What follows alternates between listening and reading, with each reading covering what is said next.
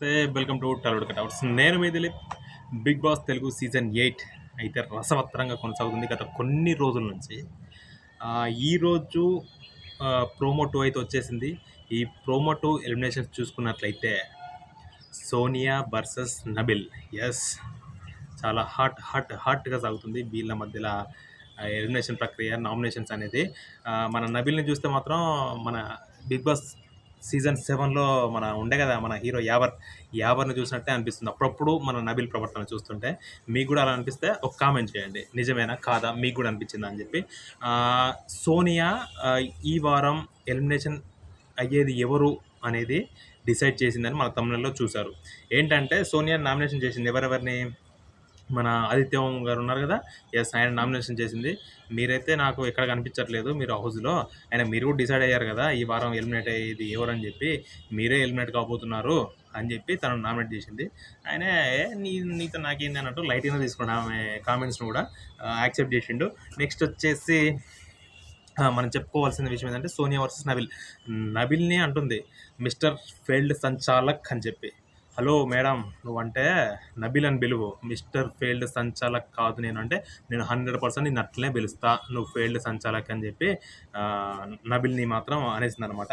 అంటే Nabil last week చూసుకున్నట్లయితే అసలు మనకు హౌస్లో చాలా వరకు కనిపించలేదా తను, అంటే ఎవరు సంచాలకం ఉన్నప్పుడు మాత్రం కనిపించిండు ఆ ఎక్కువ ఎపిసోడ్లో.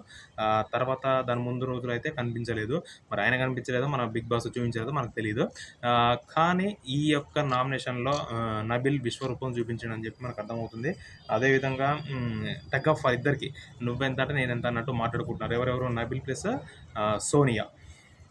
చూద్దాం మరి వీళ్ళు అసలు ఈరోజు వచ్చిన ఎపిసోడ్ వచ్చిన తర్వాత అసలు ఎవరు కరెక్ట్, ఎవరు రాంగ్, ఎవరు ఓవర్గా మాట్లాడుతున్నారు, ఎవరు కరెక్ట్గా మాట్లాడుతున్నారు అని చెప్పి మనకి ఈరోజు అర్థమవుతుంది ఎపిసోడ్ చూస్తే.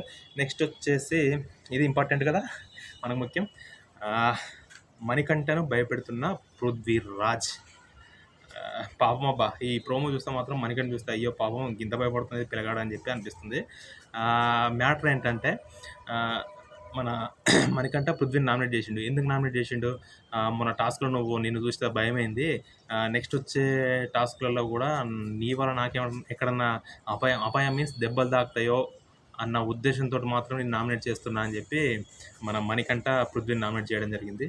దానికి పృథ్వీ నవ్వుకొని ఎవరికి, మణికంఠ నువ్వు ఇంకా చాలా ఇంప్రూవ్ కావాలి, నువ్వు ఇంక ఇట్లా కావాలి అట్లా కావాలని చెప్పి మనోడు మణికంఠకు అడ్వైస్ ఇస్తున్నాడు.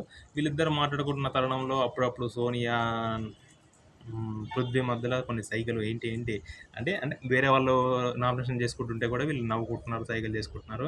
ఇది ఈరోజు ప్రోమో 2 రివ్యూ. అయితే ఈరోజు ఈ ఎపిసోడ్ చూద్దాం. ఒకవేళ థర్డ్ ప్రోమో వస్తే కూడా థర్డ్ ప్రోమో రివ్యూ కూడా మన ఛానల్లో అప్లోడ్ చేసేస్తా.